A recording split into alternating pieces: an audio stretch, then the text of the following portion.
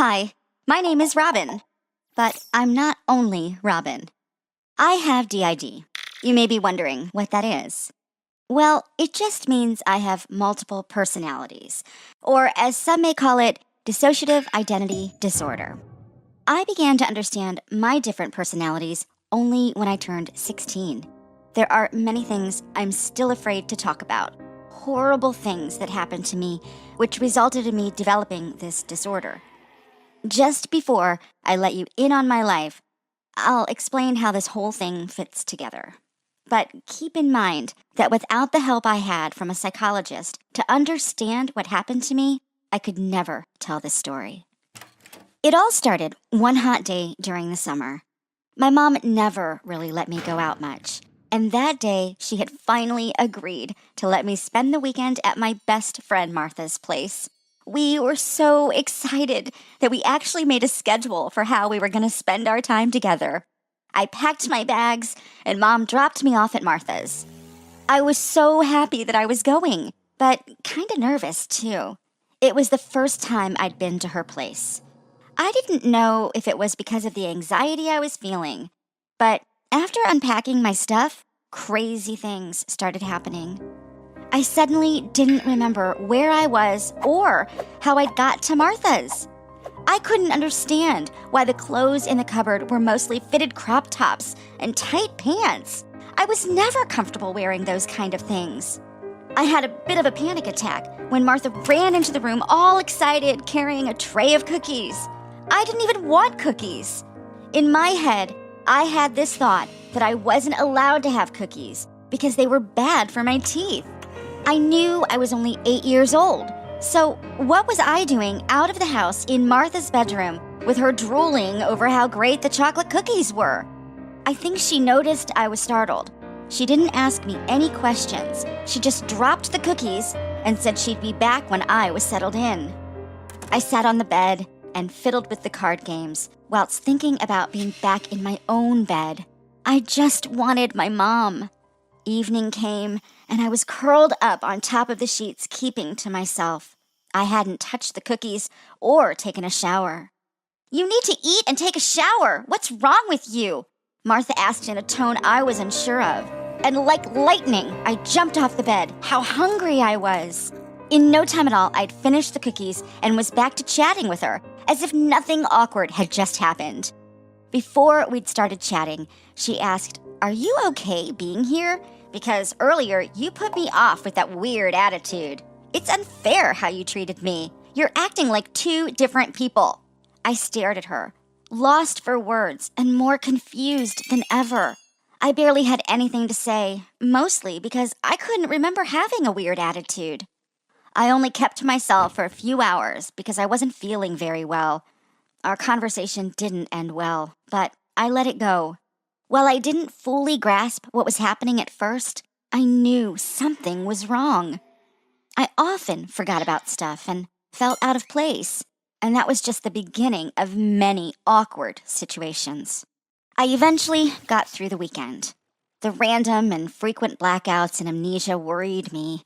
I started to keep to myself because what was happening to me didn't seem logical. For a long time, I didn't want anyone to know that I was having psychological issues. "They'd think I'm crazy," I kept telling myself. And that's when my problem started escalating. A few months after that, I kept struggling with having blackouts and multiple switches within myself. One day, I fell off the staircase. This incident was overly suspicious because I had just talked with my dad about how enthusiastic I was about a new offer I had just gotten, only to fall with a thud about 2 minutes later.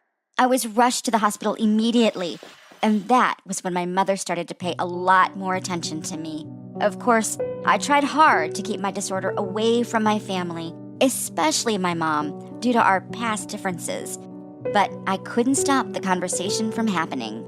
After that incident, my mom confronted me and asked if I wanted to talk about anything. She told me everything she had observed over time, and she tried to convince me to confide in her. I gave in to her request to visit a therapist only because I was fed up with her going on about it. It seemed like the easiest way to put it behind us, but I was wrong. It became a long journey of jumping from one clinic to another. I had seen different doctors who told me a lot about my disorder and advised me to find a balance and draw up a timeline for each personality. They advised me to talk to my alter egos to find some sort of common ground so I could stop the blackouts and become more aware of situations I got myself into. During one of my therapy sessions, the doctor questioned me about experiences I was afraid of. I talked about the situation between me and my mother. This grueling exercise triggered Scar. She came out to protect me from the traumatic experience. Eventually, we started to make progress with me discovering myself. I had 3 personalities in addition to Robin. Ellie is the first persona I figured out. She is 8. She gets sad when she doesn't get what she wants. She loves to watch Rick and Morty. She is afraid of the dark and is only comfortable when she's around other children like her. Ellie, Scar, and Stacy. Stacy always came out when I was planning to hang out with friends or party or just have a good time. She was the life of the party, the one person I could trust with my social life. Stacy loved to sing, and she wowed the crowd every single time. On Thursday, we went to karaoke and picked Ed Sheeran's Kiss Me as the song to open the night. I picked up the mic and said hello to everyone. Hey guys, I'm going to open with my favorite song, Kiss Me. I noticed this cute guy across the room. I'm not sure he paid much attention to me until I hit the first note. To be honest, I found it hard to not let him distract me. He walked up to me afterwards, and we talked over a drink. His name was Tom, and he became my boyfriend. He made me so happy. He was cool and easy to vibe with, which was a bit new for me.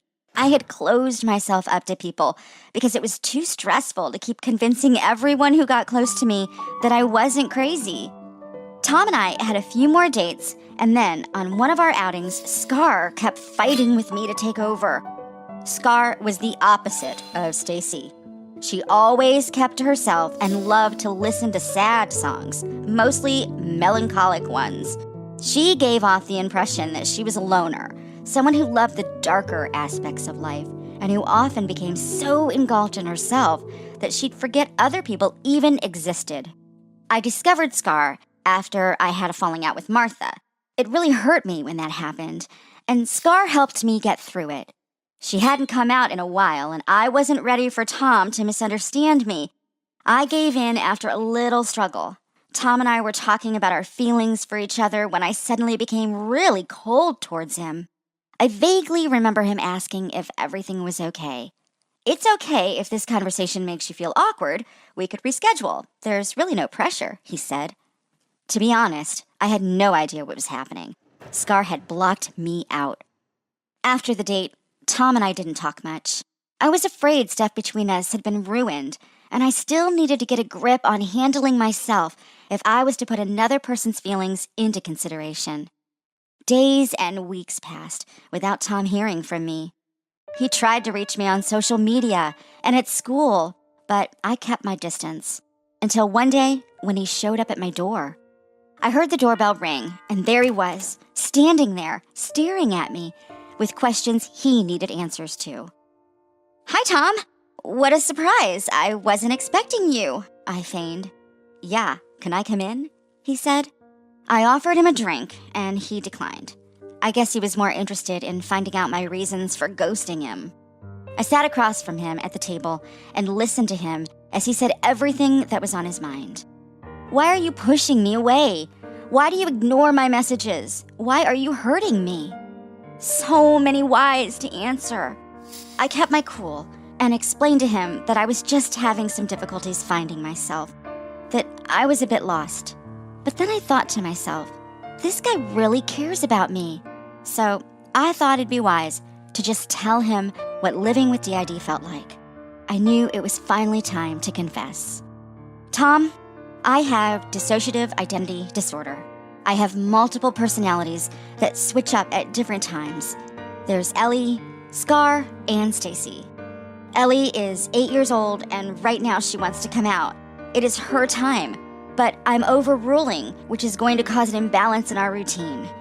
Tom looked at me and held my hands. He said this was no reason to have blanked him out and that it wasn't going to scare him away. I think I cried a little bit. Eventually, Tom and I became a couple. I've been really strict about following the time frames allocated to Scar, Ellie, and Stacy, and I'm still struggling to keep up with one personality.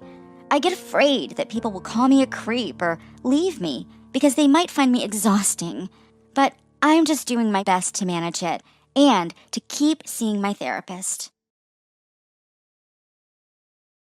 Hi, my name's Melissa, and even though my life is pretty great, there's always been one big thing missing: my dad.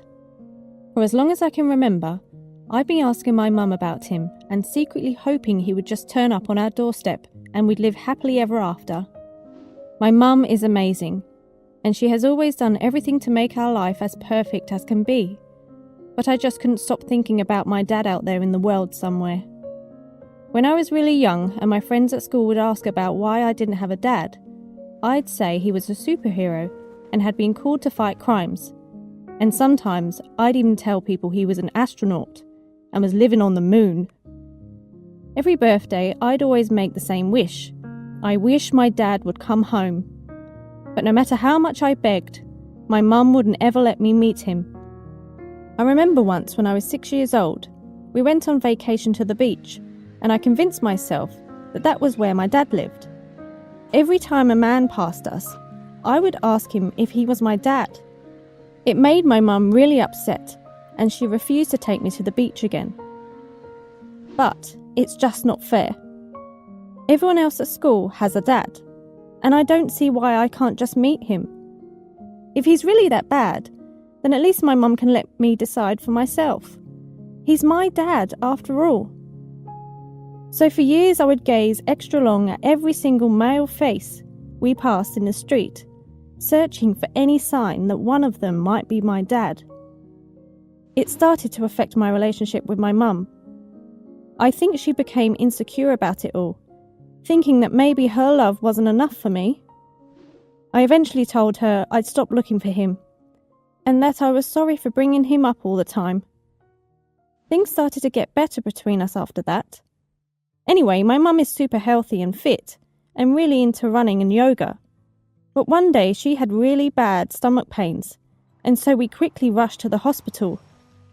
The doctors seemed quite worried, and thought it might be her appendix. We sat down in the waiting room to wait for the head doctor to give us the final results, and I went to the cafe to get Mum and I a bite to eat and some tea for Mum. When I came back with our food and tea, Mum looked so sad. I went straight to her and gave her a big hug and said everything will be okay. The head doctor eventually came out and he was chatting to another doctor as he walked towards us. Mum and I stood up and started walking towards them. As the doctors got closer, Mum suddenly stopped. She let out a little gasp, and as the doctors turned to face us, Mum dropped her tea all over her dress. The cup fell and rolled away, and I suddenly felt so embarrassed. Why was Mum suddenly so clumsy? The head doctor ran towards the reception to get a cloth, leaving the other doctor with us. He just stared at us, his eyes wide. It was so weird. Then he said, "Avril, is that you?" I turned to my mum and asked her why she knew this man. My mum burst into tears and walked towards the nearest seat. The doctor was staring at me a lot, and it looked like he had tears in his eyes. I panicked. Was my mum dying? I ran to my mum and asked her what's going on. That's when she told me, this doctor was my dad. I couldn't believe it. I thought I was hearing things.